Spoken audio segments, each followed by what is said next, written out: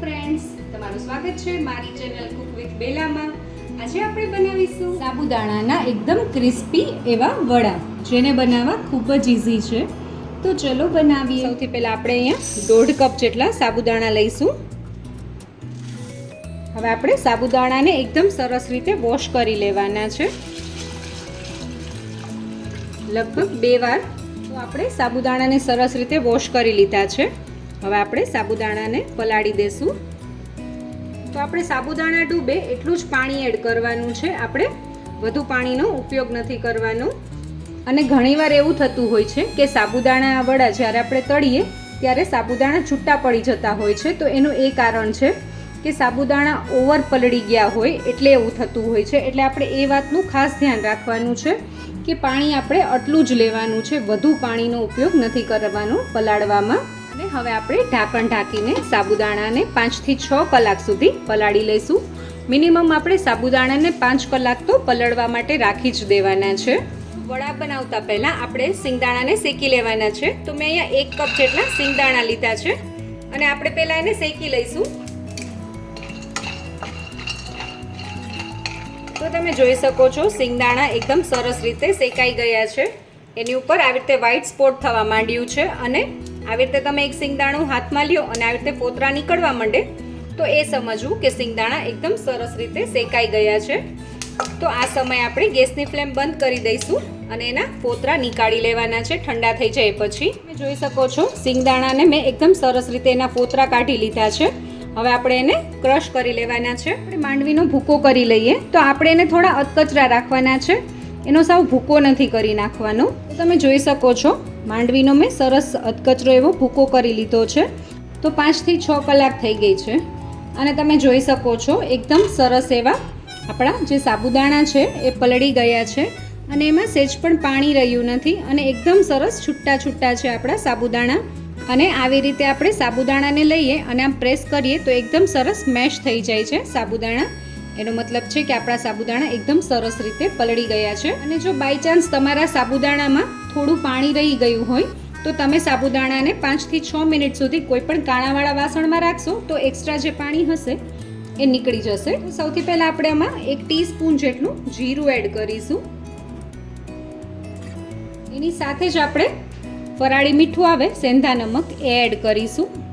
માંડવીના ભૂકાને આપણે ક્રશ કરીને રાખ્યો તો એ બી આ સમયે એડ કરી દેવાનો છે. આપણે આમાં બાફેલા બટેટા એડ કરવાના છે અને મેં તમે જોઈ શકો છો આવી રીતે બટેટાને બાફીને પછી એને મેશ કરીને લીધા છે. અને મેં 1.5 વાટકા જેટલા સાબુદાણા લીધા હતા તો એની સામે અહીંયા 3 મેં મીડિયમ સાઇઝના બટાકા લીધા છે અને એને આપણે આ સમયે એડ કરી દેવાના છે. મેં અહીંયા કોથમીર એડ કરી છે, ઝીણી સમારેલી. આદુ મરચાંની પેસ્ટ એડ કરીશું 2 ટીસ્પૂન જેટલી. અને તમારે જો આ સમયે લાલ મરચું એડ કરવું હોય તો તમે એ બી એડ કરી શકો છો. 1 ટીસ્પૂન જેટલો આપણે લીંબુનો રસ એડ કરીશું. હવે આપણે બધું સરસ રીતે મિક્સ કરી દેવાનું છે. બધું મિક્સ કરતી વખતે એ વાતનું ખાસ ધ્યાન રાખવાનું છે કે એકદમ સાબુદાણાને મસળીને આપણે બધું મિક્સ નથી કરવાનું, નહીં તો એવું થશે કે સાબુદાણા એકદમ મેશ થઈ જશે, આવી રીતે આખા નહીં રહે. તો એ વાતનું ખાસ ધ્યાન રાખવાનું કે આપણે લોટ બાંધતા હોય એવી રીતે બધું મિક્સ નથી કરવાનું. હવે આપણે વડા બનાવી લઈએ. તો તમે જોઈ શકો છો વડાનું આપણું જે મિક્સચર છે એકદમ સરસ ડ્રાય છે. બાય ચાન્સ એવું બને કે તમારા વડાનું મિક્સચર થોડું ઢીલું હોય અને આવી રીતે સરસ વડા ના બનતા હોય તો તમે એમાં થોડો આરા લોટ નાખીને એડજસ્ટ કરી શકો છો. અને આવી રીતે આપણે બોલ બનાવી લીધું એ પછી આપણે ટિક્કીનો શેપ આપી દેવાનો છે આ રીતે. અને તમારે જો એમને ટિક્કીનો શેપ ના આપવો હોય અને લાડુ જેવું રાખવું હોય તો તમે એ બી કરી શકો છો. અને આ જ રીતે આપણે બાકીના બધા વડા બનાવી લઈશું.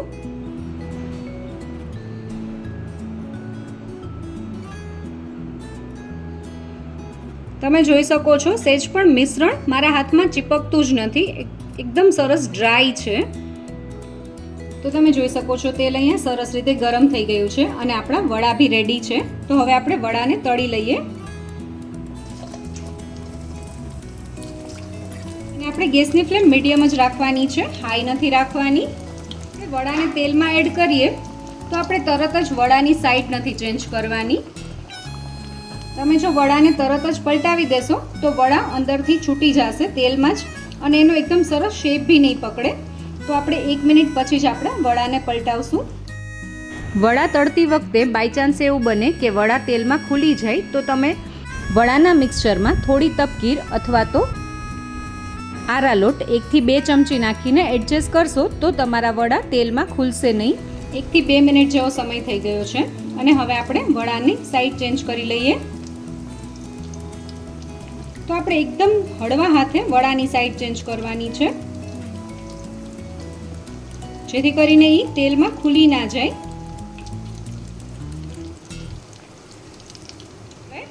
બીજી સાઈડ પણ આપણે ચેન્જ કરી લઈએ.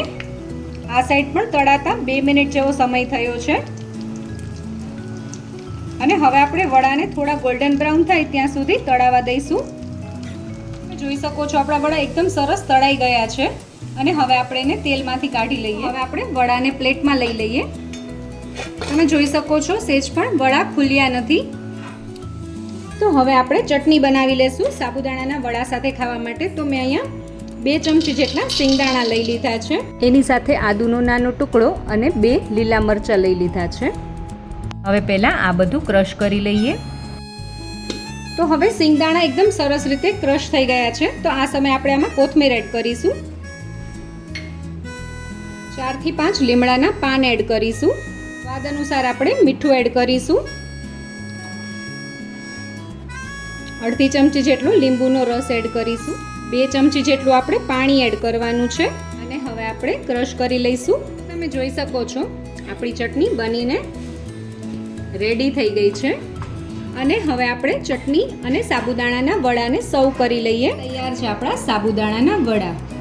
જો તમને મારો વિડીયો ગમ્યો હોય તો મારા વિડીયોને લાઈક કરજો, શેર કરજો અને મારી ચેનલ કુક વિથ બેલાને સબસ્ક્રાઇબ કરજો, જેથી કરીને આવા નવા વિડીયો હું તમારી સાથે શેર કરી શકું.